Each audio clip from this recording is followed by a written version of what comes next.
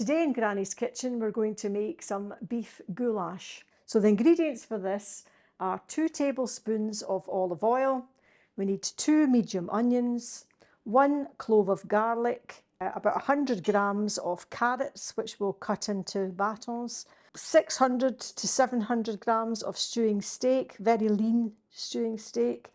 We'll dice up a green pepper and a red pepper. We're also going to be using 2 tablespoons of paprika, 1 teaspoonful of nutmeg, 3 teaspoons of mixed herbs, 2 bay leaves, tablespoonful of corn flour, 3 tablespoons of tomato puree, 200 mils of beef stock, 400 grams of tinned tomatoes, chopped tomatoes, 200 millilitres of red wine, which of course reduces and the alcohol is boiled out as you're cooking it, a tablespoonful of Worcester sauce, tablespoonful of cider vinegar, and to serve you'll have some generous helping of parsley, and you can maybe put a spoonful of fromage frais or cream on top if you wish.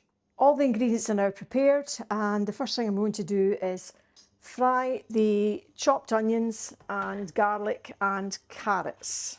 Roughly just keep that going for about 5 minutes or so.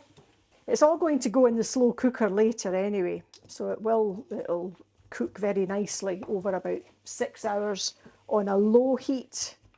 Alternatively, you can put it in the oven at 150 degrees, but it'll still need to be in for about 3 to 4 hours because you're actually slow cooking this meat.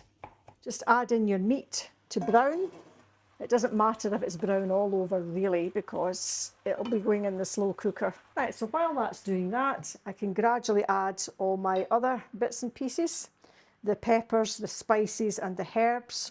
2 tablespoons of paprika, which is roughly 6 teaspoons, because I can't get my tablespoon in there. 5. It's not a very hot pepper, it's actually fine. And 1 teaspoonful of nutmeg, 3 teaspoonfuls of mixed herbs. Okay, so I'll just let that brown away. When you think the meat is sealed enough, right, you can add in the peppers.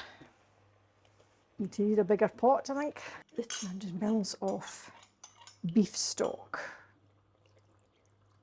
3 tablespoons of tomato puree, roughly 3 tablespoons. A tablespoon of Worcester sauce, which just gives it a nice little bite.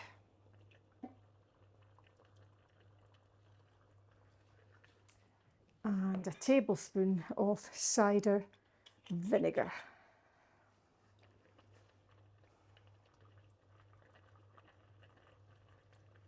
Okay, that's all the ingredients added now, because I'm going to transfer everything into the slow cooker and I can forget all about it for about 6 hours. An hour before serving your goulash, get your tablespoon of corn flour and just mix it in a tiny little bit of water and just add it. It's going back in the slow cooker for its 6th hour.